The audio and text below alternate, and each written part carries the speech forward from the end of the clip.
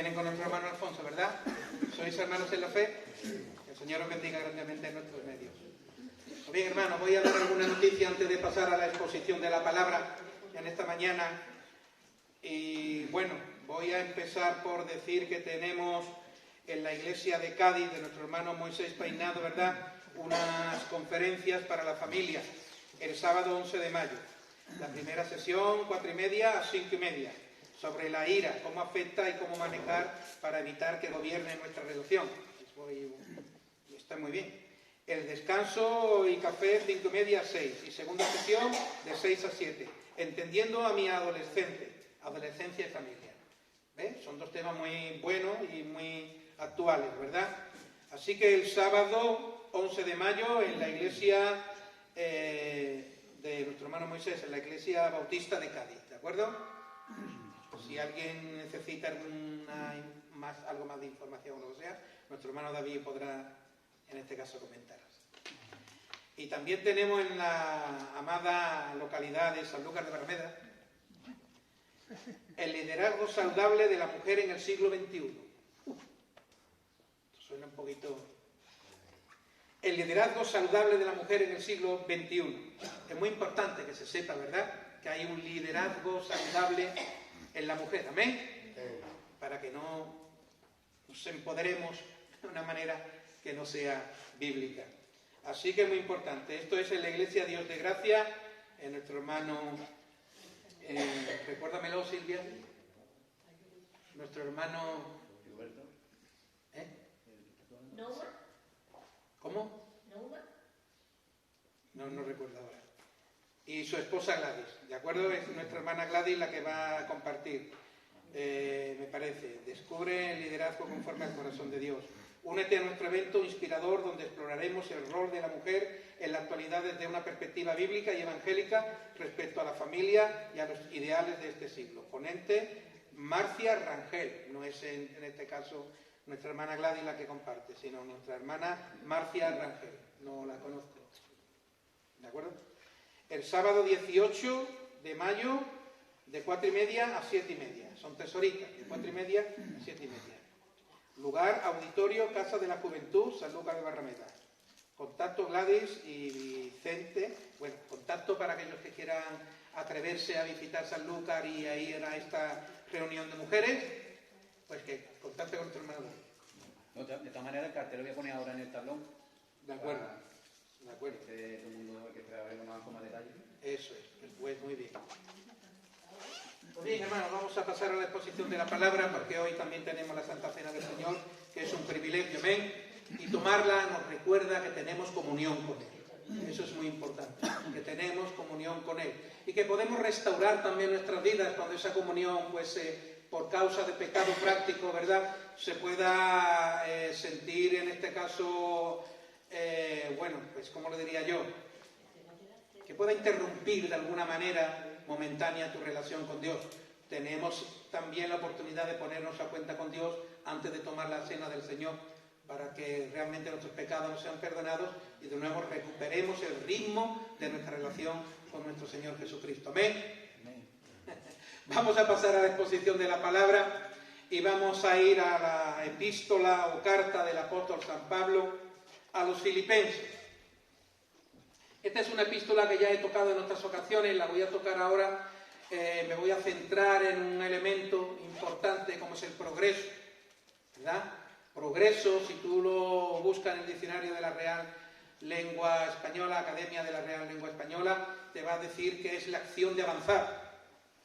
Así que progresar tiene que ver con avanzar, con crecer, con evolucionar, con desarrollar. Y eso en el ámbito cristiano es una labor y una necesidad muy importante. Amén. Estamos llamados a evolucionar en Cristo. Estamos llamados a desarrollarnos, a crecer, a ir hacia adelante, a marchar. Así que hoy vamos a ir al capítulo 1 de esta carta. La iglesia de Filipo es una iglesia muy amada por el apóstol Pablo, ya lo he dicho en otras ocasiones, ¿verdad? Porque responde a un llamado extraordinario que él recibe para que vaya a Macedonia, ¿vale?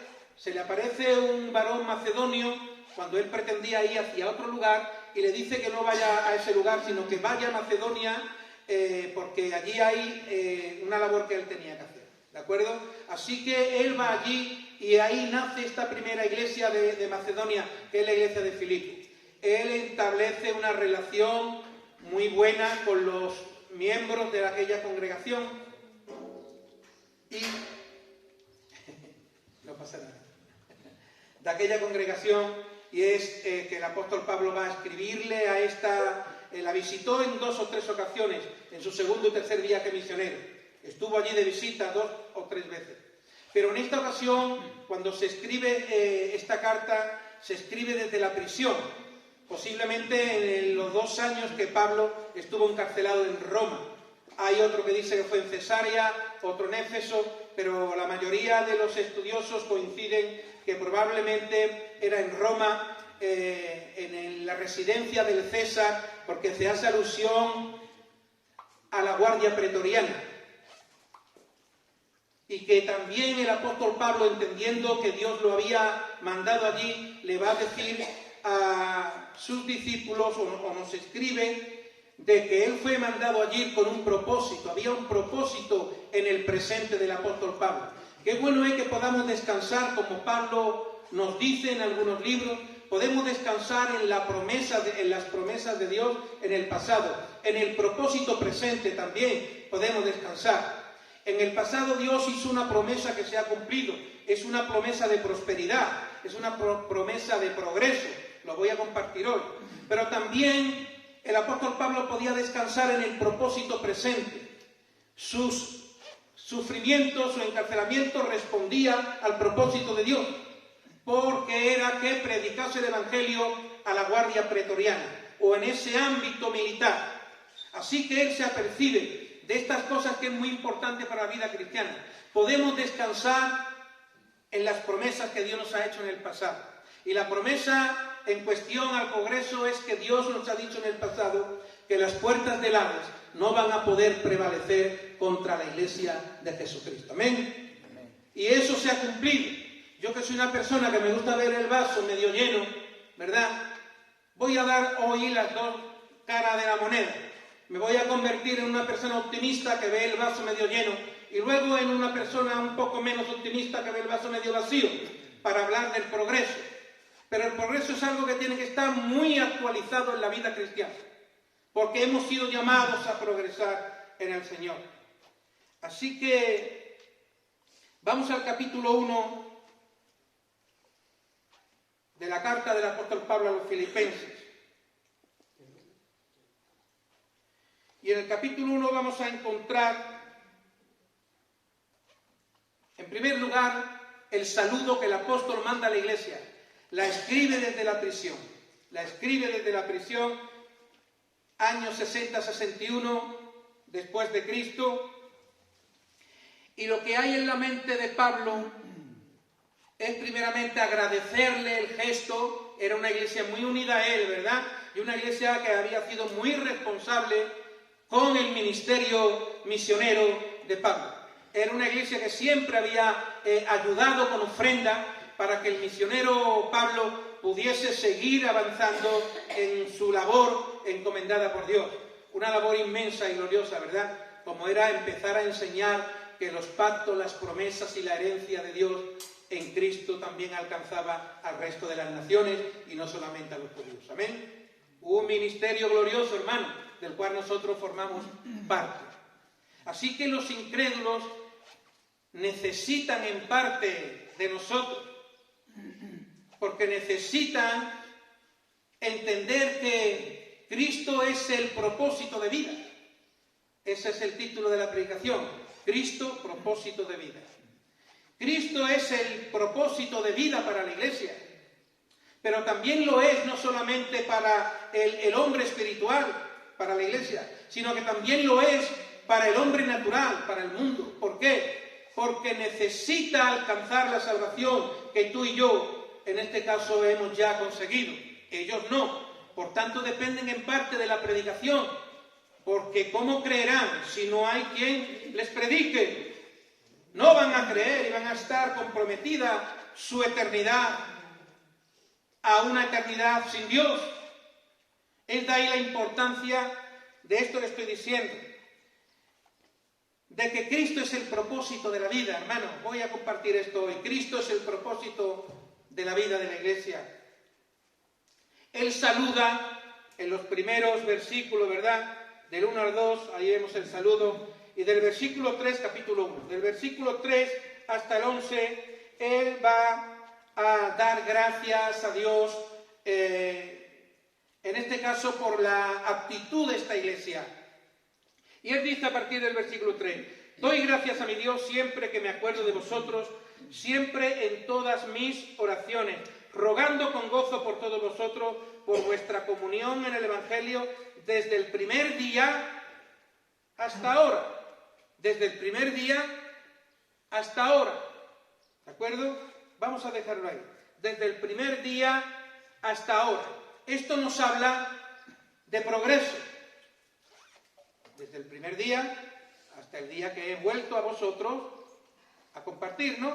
Hay un tiempo, una cronología de tiempo, ¿verdad? Quiere decir que la iglesia había progresado. Y es que la iglesia, hermano, de forma natural, debe de progresar en su desarrollo y crecimiento. La iglesia de forma natural debe de desarrollarse en su crecimiento. Esta iglesia lo hizo y es también lo que el apóstol Pablo había conseguido a nivel ministerial. Él también había progresado en su ministerio. Todos sabemos que el ministerio paulino fue un ministerio próspero. Había progresado, había crecido, evolucionado, desarrollado. Así que la iglesia está abocada a progresar. Y me voy a poner ahora viendo el vaso medio lleno. La iglesia ha progresado y sigue progresando en el mundo. ¿Amén? ¿Sí o no? La iglesia sigue creciendo. Para eso tenemos que enfocarlo desde la universalidad de la iglesia. Enfocamos a la iglesia universal, no a la iglesia local, a la iglesia universal, y encontramos en las Escrituras que las puertas del Hades no prevalecen contra ella y que sigue desarrollándose en lugares, incluso en los más inhóspitos, en lugares dictatoriales. La iglesia se está abriendo paso de forma gloriosa en lugares como China, en lugares como Corea del Norte, como la India, países politeístas que tienen muchos dioses y que rechazan completamente el cristianismo. Pero es verdad que las puertas del Hades no pueden prevalecer contra la iglesia de Jesucristo. Amén. Y por muy oscura que sea el estado espiritual de la sociedad, y por muy acerbado que sean los ataques y la acechanza de Satanás contra la iglesia de Jesucristo, no podrán prevalecer contra ella, porque el Señor en el pasado lo ha prometido. Amén. Por eso Pablo en esta epístola descansa en las promesas del pasado. Y por eso también descansa en el propósito presente de su encarcelamiento. Y por eso vive contemplando el plan futuro que le espera a la iglesia del Señor. Amén o no. Promesa del pasado, propósito del presente, plan futuro. En eso tenemos, ese es el bosquejo para vivir. Recordemos las promesas del Señor en nuestra vida cristiana. Recordemos que nuestro presente, sea el que sea, responde al propósito de Dios. Hay un propósito en el presente que estás viviendo, aunque no lo puedas entender. Y cuando eso ocurre, solamente queda esperar en Él. ¿Amén o no? No lo entiendo, Señor, pero sé que eres mi Padre y me amas y que quieres lo mejor para mí. Ya lo entenderé. Pero eso es importante. Y también tener en mente el plan futuro que Dios ha trazado para la iglesia. Que llegará un momento en el que la iglesia dejará, en este caso, de sufrir, dejará de padecer enfermedad, dejará de vivir en amargura en la temporalidad de esta vida para vivir en una eternidad en un lugar que no se puede describir, evidentemente, pero que será un sitio glorioso donde viviremos con todos los santos hermanos que duermen en Cristo. Amén. Esa es la esperanza de la vida cristiana. Más allá de la muerte nos guiará el Señor. Así que la iglesia había progresado. Esta iglesia, ahora, por eso viendo el vaso medio lleno, la iglesia del Señor es verdad que sigue progresando en la historia de la humanidad. Amén. Hay que orar por ella, por esa iglesia perseguida que crece en lugares que no tienen la libertad que tenemos nosotros. Y hermanos que están dando la talla desde esa perspectiva de amor a Jesús y a la obra del Señor. Hay que orar por ello, mucho. Porque no es fácil padecer por Jesucristo de esas maneras que ellos lo hacen, hasta incluso la muerte de sus propios familiares y de ellos. Si no niegas a Cristo, mata a tus hijos. Imagínate. Y hay casos verídicos que se han dado de que no han renunciado a la fe de Jesús. Pero ahora vamos a ver el vaso medio vacío. Voy a ser un poco más pesimista. Y vamos ahora al contexto de la carta. Es una iglesia local. No es ya una iglesia en un enfoque universal, sino una iglesia local. También está llamada a, en este caso, ¿cuál es la palabra exegética que estamos dando? ¿Cuál es la palabra exegética que estamos dando? Progresar. Recuerda, el progreso. Era una iglesia que había progresado. ¿Sí o no? En su desarrollo, en su crecimiento cualitativo y cuantitativo. Es que por naturaleza está llamada a eso. ¿Tú crees que reflexionando sobre el progreso de las iglesias del siglo XXI, evidentemente hay excepciones? Las hay. Gloria a Dios, amén. Pero la estadística, el porcentaje mayoritario es que no hay un progreso de desarrollo, de crecimiento en las iglesias como se debiera de dar. Y es verdad que tú a lo mejor, como yo, has podido visitar una iglesia en el año 23 y al año 24 has vuelto a visitarla y dices, Dios mío, son los mismos, salvo alguna excepción. ¿Sí o no? ¿Tú crees que hay un desarrollo de crecimiento saludable en las iglesias de Jerez? Sé que se está grabando, no me importa, no voy a decir nada más. Yo creo que no. Cuando uno va a visitar, por ejemplo, una iglesia que hace 2 años que la visitó y la visita hoy, salvo alguna excepción, vemos que somos los mismos. Pensemos en nosotros. Salvo excepción, somos los mismos. Y no debiera de ser así. Debería de notarse el progreso espiritual en la iglesia. O pensemos en nosotros, que la iglesia somos nosotros. Piensa en ti. ¿Qué progreso espiritual es el que has venido manteniendo a lo largo del tiempo? ¿Es un progreso en un proceso de crecimiento paulatino, aunque sea poco a poco, o soy el mismo de hace 3 años, por ejemplo? Porque lo natural es que en el creyente se dé el proceso, sí, que el creyente avance, que el creyente se desarrolle, evolucione, avance, crezca. Todo eso significa progreso. ¿Cómo está el estado de mi progreso personal? Eso es lo que yo quiero que nosotros pensemos también, como iglesia, pero para nosotros. Y también ministerialmente hablando, porque también es Pablo aquí el que había progresado ministerialmente hablando. ¿Por qué? ¿Dónde está? Si queremos, vamos a coger el principio del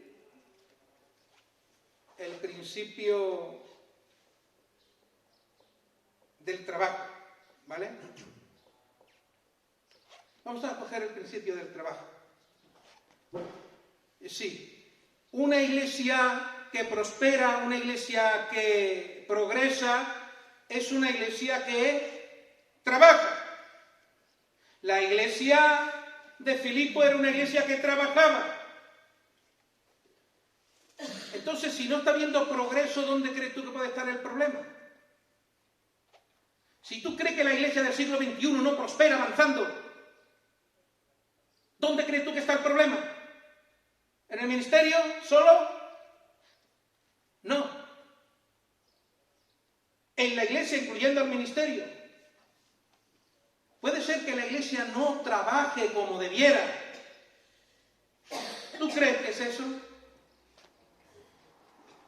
Piensa en la dimensión labriega de tu vida. ¿Estás trabajando? Piénsalo en el reino.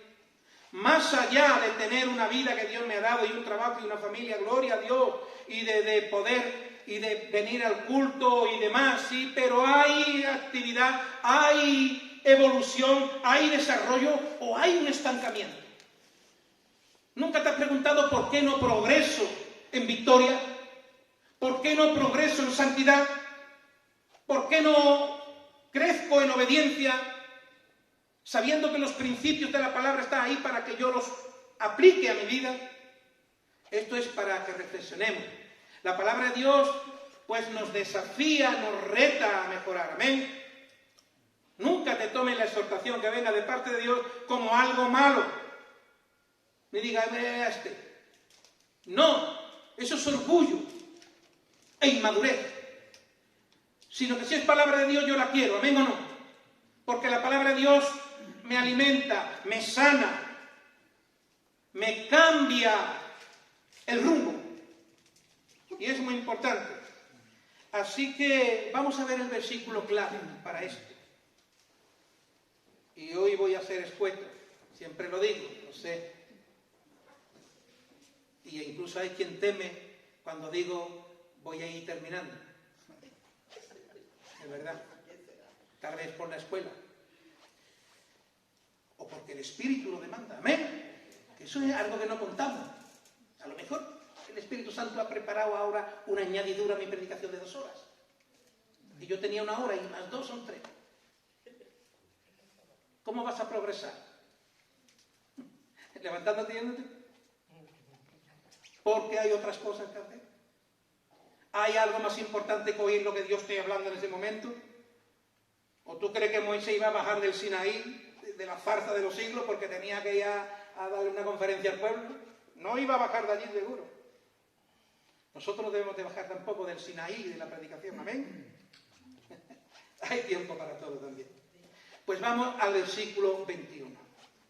Yo creo que ahí podemos encontrar la causa del porqué de mi falta de progreso personal de la iglesia, digamos, y de nosotros como congregación, evidentemente.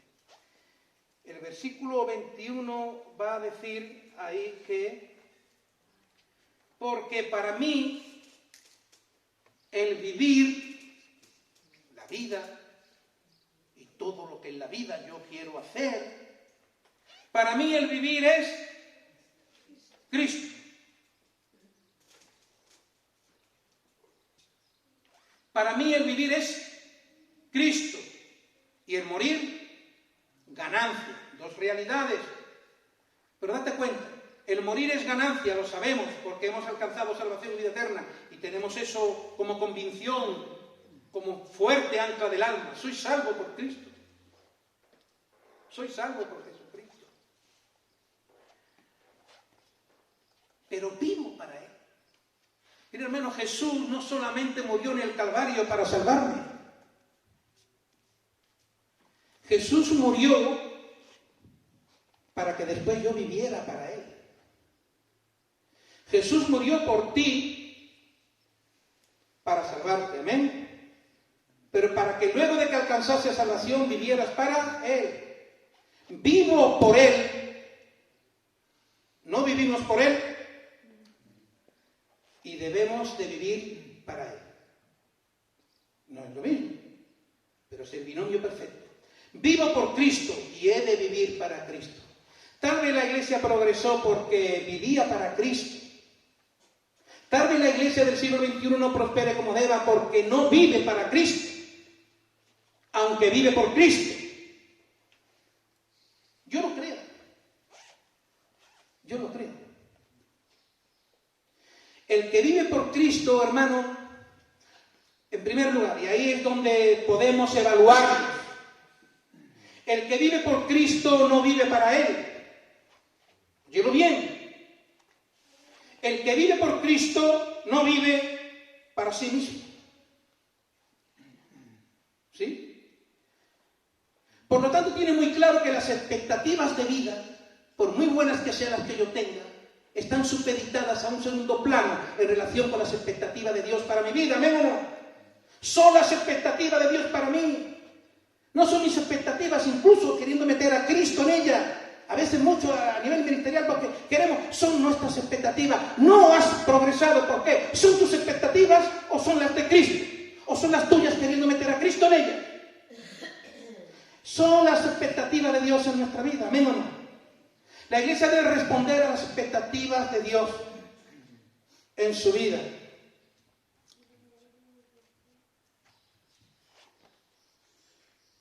Vamos a ver que eso no es fácil, amén. En Lucas 9:23 va a decir que el que venga en pos de mí, ¿qué dice? Vamos a leer. Voy a pedir ahora, porque ahora ya son textos más que oratoria, para afianzar ya lo dicho. Así que, por favor, Biblias que se puedan mover para me puedan ayudar en la lectura bíblica. Lucas 9:23. Y te voy a decir que no lo digo yo, lo de que Cristo murió por mí para que yo viva para Él. Lo dice la Escritura. Yo debo de vivir para Cristo. La pregunta es, o el desafío es, ¿estás viviendo para Cristo o para ti? Con tu religiosidad. Pues yo, voy a poner yo, para que nadie se pueda sentir aludido. ¿Estoy viviendo yo para Cristo o en mi religiosidad? Como creyente que tiene una fe. ¿Soy yo un cristiano evangélico religioso o uno con vida en Cristo y que vive para Cristo? Vamos a ver. Lucas 9:23, ¿qué dice? Y decía a todos, si alguno quiere venir en pos de mí, niéguese a sí mismo, tome su cruz cada día y sígame. No son tus expectativas. Tienes que negarte a ti mismo. A lo mejor tus expectativas pueden ser muy buenas y saludables. Pues si eres soltero, crear una familia, tener un trabajo, crear una familia. Si estás casado, pues hacer un viaje a un sitio que nunca hayas estado y quieras. ¿Eso es malo? No lo es. Pero todo queda supeditado a las expectativas de Dios. No puedo planificar mi vida sacando a Dios de ella. El error más grande es apartar a Dios a un lado a la hora de planificar nuestras vidas como creyentes. Créeme que lo compartí con los hermanos latinos y que la única manera de que tú tengas éxito y yo es haciendo las cosas a la manera de Dios. Recuerda este texto. Si quieres te mortifico con el escudito por el WhatsApp todos los días. ¡Ey! A la manera de Dios. ¡Ey! A la manera de Dios. Como queramos hacerlo a nuestra manera, con nuestras propias expectativas de vida, e incluso queriendo meter a Dios en ella, no vamos a progresar. Ese puede ser un baremo o un termómetro que puede estar cantando mi situación, a nivel personal, a nivel de cristiano, a nivel de ministerio. No voy a progresar. Tiene que ser a la manera de Dios, tiene que ser viviendo para Cristo. En 2 de Corintios, este es el texto, 2 de Corintios, capítulo 5, versículo 15, mira lo que dice. ¿Tú estás aquí en este dicho? ¿Tú te identificas dentro de esto que voy a decir? Si no, tienes que reflexionar. No estás viviendo para Cristo, aunque vives por Cristo. No lo estás. 5:15. Y por todos murió, para los que viven ya no vivan para sí, sino para aquel que murió y resucitó por ellos. ¿Necesita interpretación eso? Dice, y por todos murió, ¿cierto? Está hablando de Jesús. Y por todos murió. Para, preposición que indica finalidad o propósito. Es una preposición para que indica finalidad o propósito. Con la finalidad, con el propósito de. Dice, para que los que viven ya no vivan para sí. El creyente que vive para sí no progresa. No progresa en ninguna manera. Así que tenemos que evaluarnos. Yo me evalué en estos días atrás, del miércoles para acá, cuando el hermano me mandó el cuadrante. Porque el versículo me vino, lo vi, y Pablo vivía para ti, Señor, vivo yo para ti. Tal vez sea el problema de la falta de progreso. Es que yo no vivo para ti. Nosotros somos tan egoístas, el ser humano, que somos capaces de eso. Además, el hombre ha creado un sistema religioso donde Dios ocupa un segundo plano. Eso lo ha hecho el catolicismo romano, por ejemplo. Y tal vez también hasta la iglesia protestante también. Tal vez nosotros tenemos a Dios en un segundo plano, ¿amén o no? Y primero soy yo. Y sálvese el que pueda. Es para evaluarnos, hermano. Mira en mi corazón si hay camino de perversidad. Porque no puedo tener un amor más grande a nada ni a nadie. Más grande que el que tenga que tenerle a Dios, amén. Ahí tienes el mandamiento. Amarás a Dios sobre todas las cosas. Pero eso es así. Señor, eso es en mí. Vivo yo para ti. Te amo yo a ti por encima de todo. Lo demuestro en el día a día, porque eso nos demuestra que sí también. Pues muriendo, yendo a un sitio de esto a morir, como mueren los hermanos. Eso demuestra en las pequeñas cosas también. Esto se vive también en las pequeñas cosas que tú vas acumulando y que Dios las aplaude. En Filipenses 3, en donde estamos,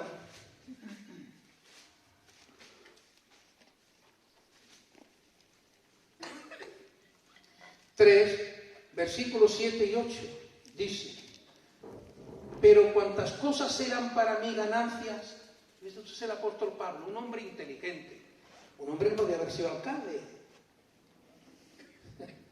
en su momento, o un personaje importante a nivel administrativo allí, porque también tenía ciudadanía romana, y era un hombre sapiencial, con sabiduría, con mucha sabiduría, conocedor de la ley, como él dice, yo judío de judío, conocedor de la ley, conocedor de la idiosincrasia o helénica, conocía los parámetros de la sabiduría, de las ideologías o doctrinas que se daban, aunque no fuesen cristianas. Sin embargo, mira que dice él, ¿lo ve cómo vivía para Cristo? Vivía para Cristo. Es más, hay otro texto que dice que el que quiere servir al Señor no se enreda en los negocios de la vida. Puedes servir al Señor, pero yo quiero ser un constructor. Ahora voy aquí creando una empresa de construcciones. Tú no vas a servir al Señor, hermano. Tú no vas a servir al Señor. No vas a tener tiempo, porque el tiempo te lo va a demandar tu empresa. El que pretende servir al Señor no se enreda en los negocios de la vida. Trabaja para vivir, amén. Pero no se enreda en los negocios. Tiene claro estas cosas. Vive para Cristo. Vive para Cristo. Dice ahí el 7 y 8, ¿verdad? Pero cuantas cosas eran para mí ganancias,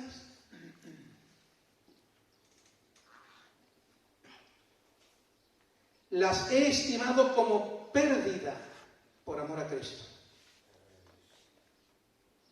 ¿Cómo no va a progresar este hombre? Claro que sí.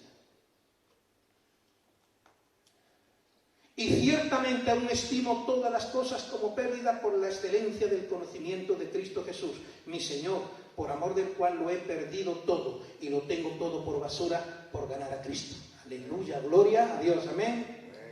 Mira, Pablo no era un superhéroe del Nuevo Testamento.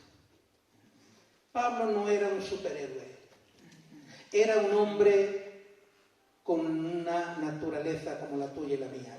Un hombre caído, débil. Un hombre normal. Lo único que se encontró con Cristo. ¿Amén? Igual que tú y yo. Él tuvo una experiencia espiritual de conversora, se convirtió, se le cayó la religión y se tuvo que apartar a Arabia para restaurar su pensamiento, porque se le había caído su religión. Tenía que restaurar y ordenar sus pensamientos en relación a Dios. Pero él no era un superhéroe, como tú y como yo. Uno que tuvo un encuentro conversor. ¿Lo tuviste tú?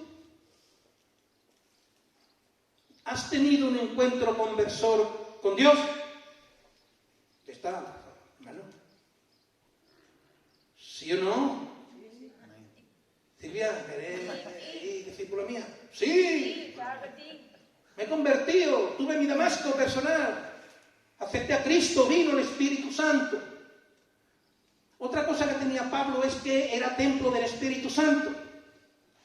¿Acaso tú y yo no lo somos? Dime tú que era más Pablo que yo. ¿Que fue elegido? Sí. ¿Para una obra gloriosa? Sí. Déjame decirte lo que Dios dice de ti y de mí.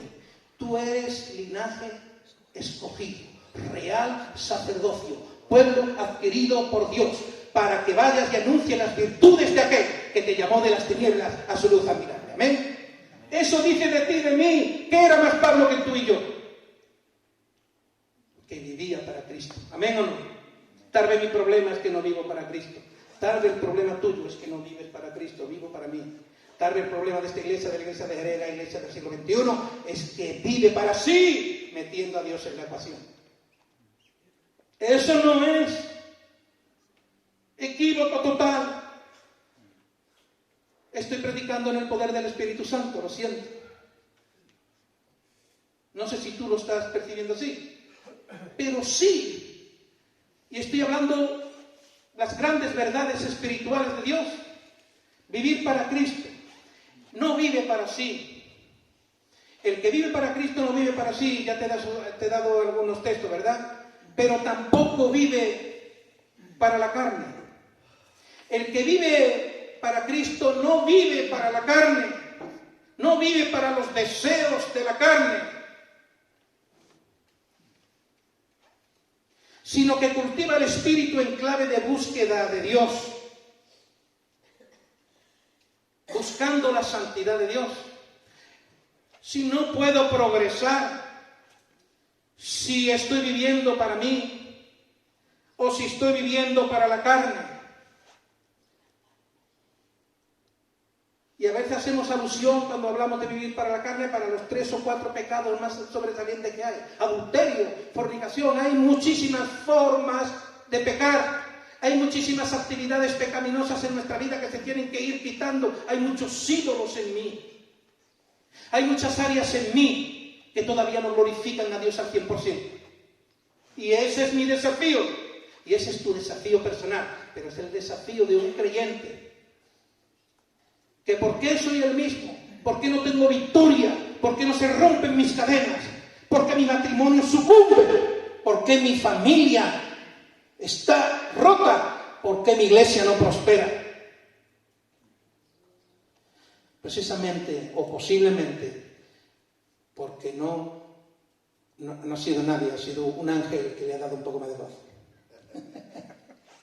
Ha cambiado el sonido, ¿no? Tenemos una megafonía automática que salta de vez en cuando para hacer o deshacer.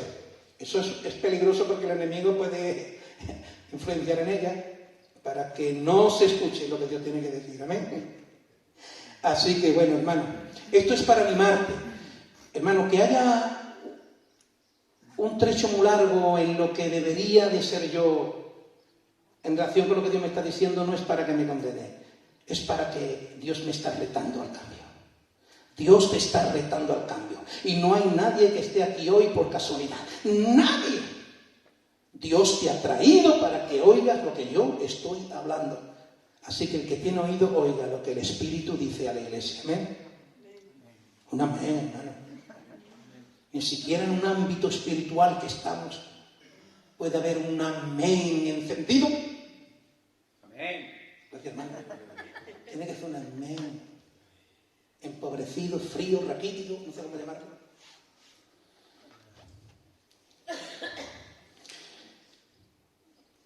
Vamos a ver un texto para esto. No vive para la carne. Hay muchos textos, pero bueno, Romanos, vamos a Romanos.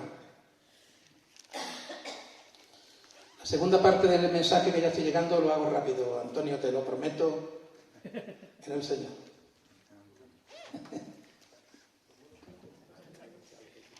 según la voluntad de Dios. Romanos 8.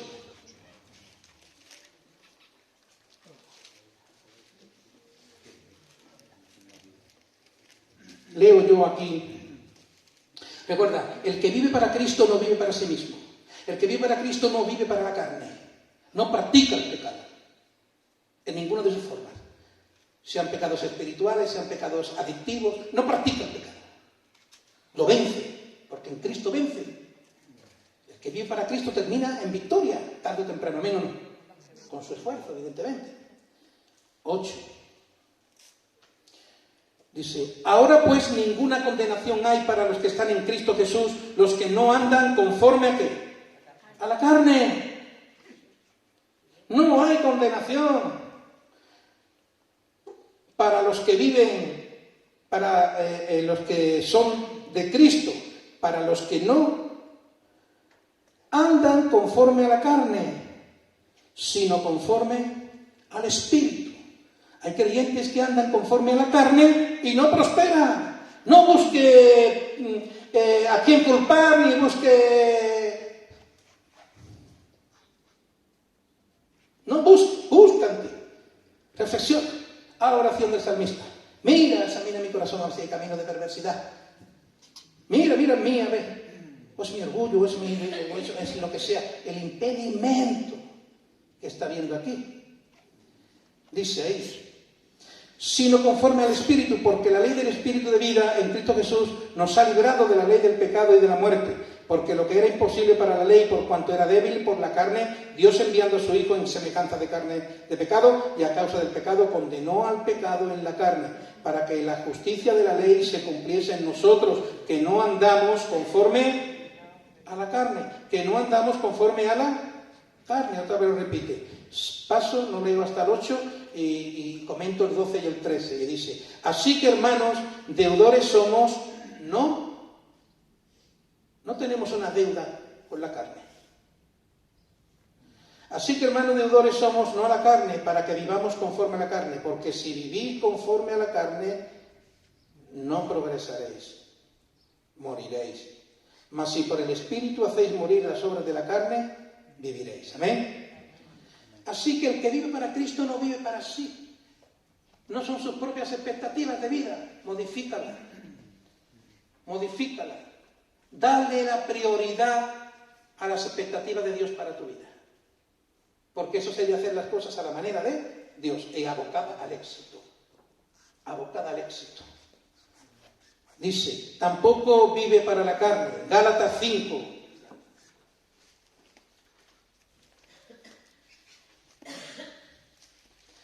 Así que los que no han podido venir, hermanos, se están perdiendo esta preciosa exhortación. Amén. Y si se lo comenta así y yo no vea, dice, menos mal que no fui.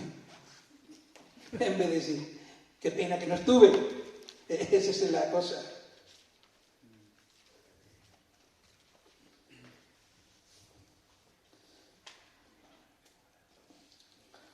Dice Gálatas 5, 24, 25, quien lo tenga que lo lea, por favor.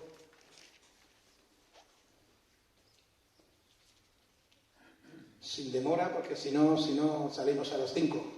Pero los que son de Cristo han crucificado la carne con sus pasiones y deseos. Si vivimos por el Espíritu, andemos también por el Espíritu. Los que son de Cristo han crucificado sus pasiones y deseos. Amén.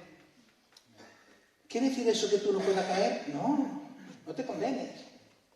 La condenación no viene de Dios nunca. Pero te reta al cambio, amén o no.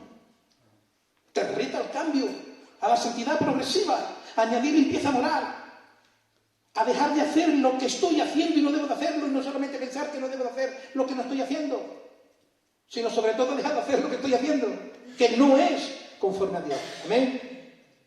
Si no, no hay progreso. Ya puedes hacer lo que hagas, ya puedes tener las capacidades y el ímpetu y el deseo que tú quieras, pero si no vives para Cristo, y estás viviendo para ti metiendo a Cristo en la ecuación, o si vives para la carne, porque hay muchas actividades pecaminosas en tu vida que debería ser depuesta a los pies de Cristo, no vas a prosperar. No vas a prosperar. No voy a prosperar. No hace falta que vayamos, pero El Salmo 27 llega a decir: mi corazón ha dicho de ti, buscaré tu rostro, buscad mi rostro, tu rostro buscaré. El que vive para Cristo no vive para el mundo. El que vive para Cristo no vive para sí mismo, no vive para la carne y no vive para el mundo. Amén. Amén. Tibio, peor todavía. Entre frío y caliente, tibio, peor todavía. Amén. ¿O no, hermano? Amén. Pero cuidado que eso así sea. Si no quiere decir así sea, es porque a mí no quieres abandonar la práctica.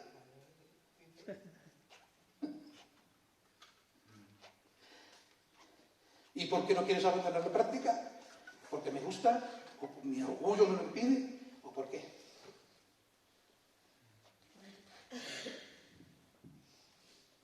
No vive para el mundo. Segunda de Timoteo 2:4.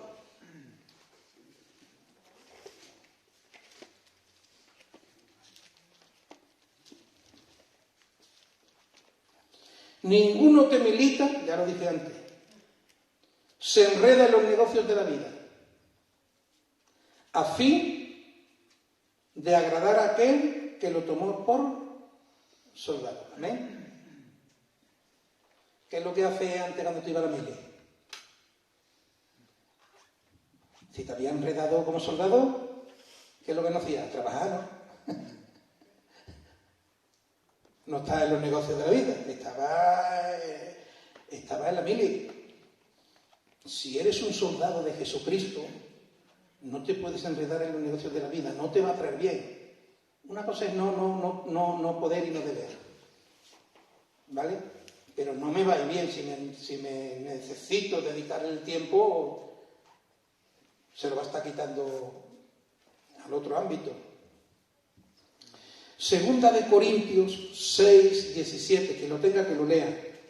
Segunda de Pedro 1:4 y otro segunda de Pedro 2:20. Vamos, chicos, chicas.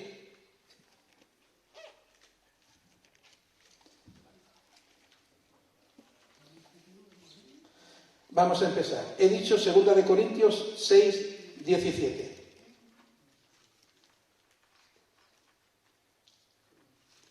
Por lo cual salid de en medio de ellos y apartaos dice el Señor, y no toquéis lo inmundo, y yo os escribiré. Salid de ellos, del mundo.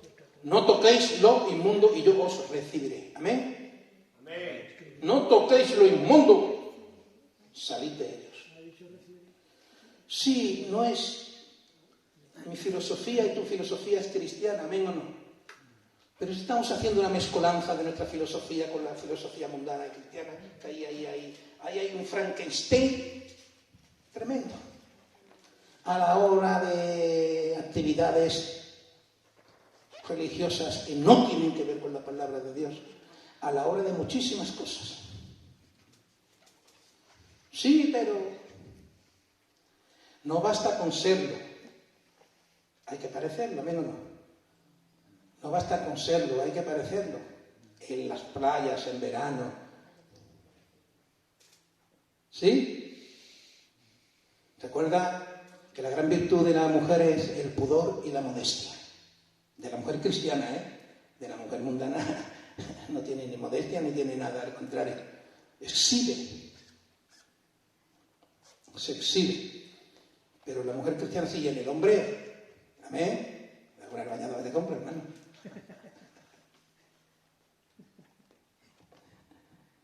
Tampoco estoy hablando yo de ir hasta arriba. Sí, yo creo que hay que coger siempre la mediana. Los extremos son peligrosos todos, amén. Ni una cosa ni la otra, sino un término medio que yo entienda que es aceptable y que honra mi fe y mi testimonio, evidentemente. Si no, no. Culpa era que hacerlo para hacerlo, no hay nadie habla. Nadie habla. Hay que hacerlo y parecerlo o parecerlo. Sí. No basta con ser cristiano, hay que parecerlo. Para que además demostrar, por ejemplo, ¿no? testimonio. Se tiene que notar que somos diferentes, ¿amén o no? Somos luz, no tinieblas. Somos sal para dar sabor a este mundo. No vive para el mundo. He dicho antes 2 de Pedro 1:4, por favor. Como creo que ya esto está cansando, voy a la segunda parte. Venga, este texto es nada más para esto. Por medio de las cuales nos ha dado preciosas y grandísimas promesas, para que por ellas llegaseis a ser participantes de la naturaleza divina, habiendo huido de la corrupción que hay en el mundo a causa de la concupiscencia. Habiendo huido de la corrupción del mundo, ¿sí o no? O a medias o por aquí o por allí. ¿He huido de la corrupción del mundo? No. Vivo para Cristo. Ahí el problema, cuando se vive para Cristo, no hay estas cosas. Cuando estas cosas hay es porque no vivo. Vivo por Él, pero no vivo para Él. Vivo por Él. Gloria a Dios, pero no vivo para Él. Y recuerda que Él nos llama a vivir para Él. 2 de Corintios, ¿verdad? Para los que viven, ya no vivan para sí, sino para aquel que murió por ellos. Tú no debes de vivir para ti, sino para Él. Yo no debo de vivir para mí, sino para Él. Así que eso, hermano. Ahora, el que vive para Cristo, vive para agradar a Dios. Juan 8:29, ¿qué dice? No me ha dejado el que me envió, o algo así dice, sino que está conmigo porque yo siempre hago lo que le agrada a mi Padre. Es decir, el que vive para Cristo busca agradar a Dios, no busca agradarse a sí mismo ni agradar al hombre, ni a mí mismo ni al hombre.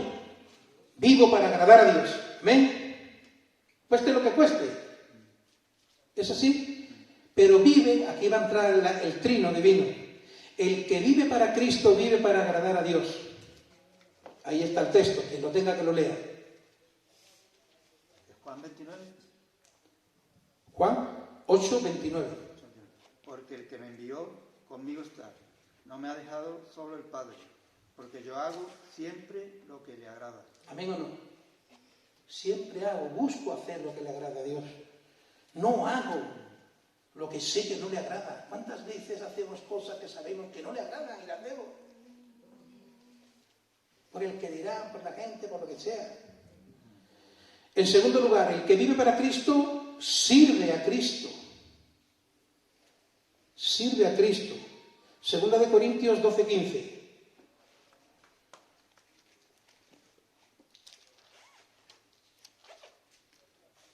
Bueno, hermanos, sirve a Cristo. Ahí hay texto.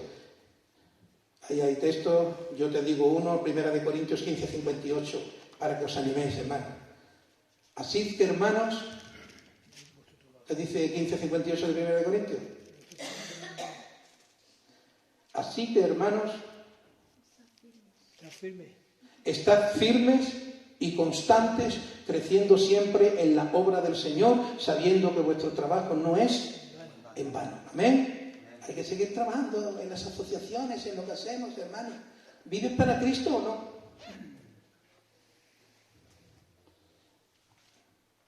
¿Soy partícipe de las actividades de mi iglesia o no? Te lo pierdes. Te pierdes la bendición de progresar. No vas a progresar. Te pierdes la ocasión de progresar, lo creas o no.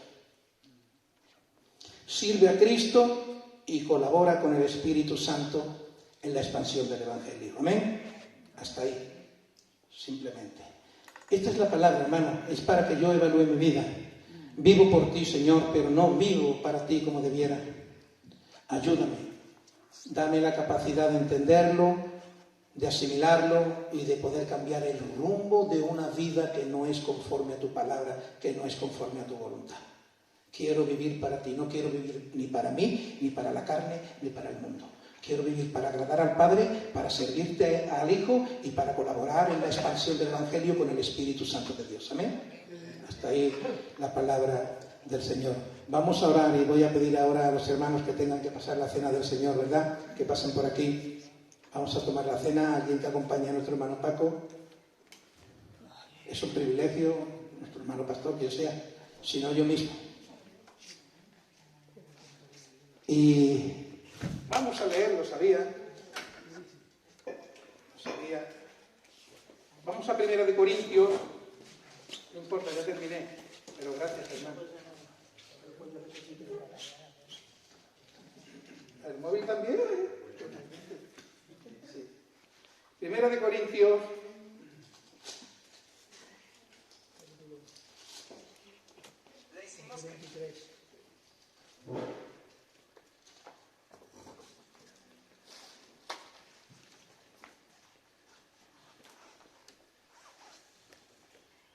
Ya no quiero soltarlo.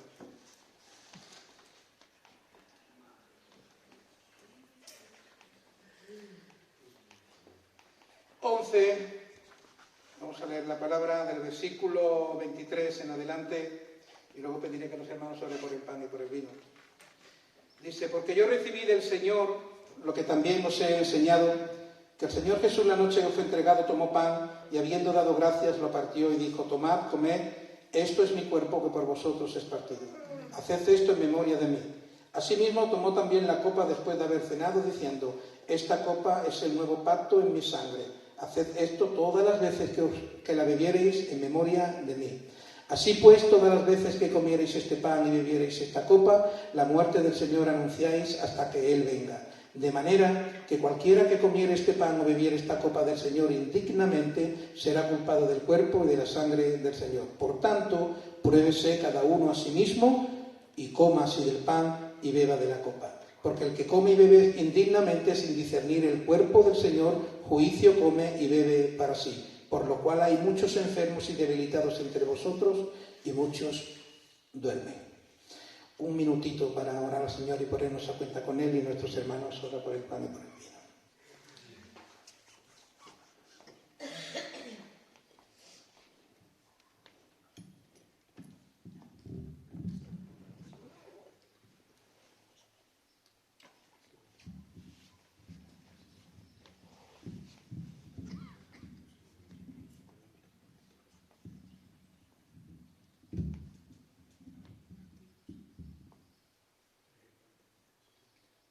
Su hermano David ora por el pan, su hermano Paco ora por el vino.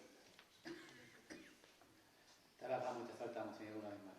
No hay nada más hermoso, nada más grande en nuestra vida que el haber sido rescatado de las tinieblas, Dios mío, a tu luz admirable, Señor. Gracias, Dios mío, por ese sacrificio tan grande que hiciste en la cruz. Señor, no fue poco, Dios mío. Nosotros nos acordamos, Señor, y hacemos memoria de que no fue poco el precio que tuviste que pagar, Dios mío, en la cruz. Fuiste torturado, Señor, te escupieron, te azotaron, Señor, tu cuerpo fue totalmente triturado, Señor, porque cargaste en ti, Señor, la maldad y el pecado de todos nosotros. Amén. Estamos agradecidos, Dios mío, y aunque el tiempo pasa, Dios mío, y son muchas las situaciones por las que pasamos en la vida, Dios mío, nunca nos olvidaremos, ni en el presente, ni en el futuro, Señor, de lo que tú hiciste, Amén. De lo que tú hiciste, de lo que nosotros estamos aquí hoy en día y podemos decir que tenemos vida y vida eterna. Amén. Gracias, Dios mío, por ese sacrificio. En el nombre de Cristo Jesús, tu Hijo. Amén. Damos las gracias, Señor, por este vino que simboliza tu sangre derramada hasta la última gota por nosotros. Gracias por tu sacrificio, por tu sufrimiento, por tu entrega, que tú nos diste ejemplo de cómo debemos nosotros conducirnos, Señor. Gracias por esta preciosa sangre, Señor, que nos da acceso a ti, Señor, a la salvación y a estar un día contigo. Gracias te doy en el nombre de Jesús. Amén. Podéis proceder.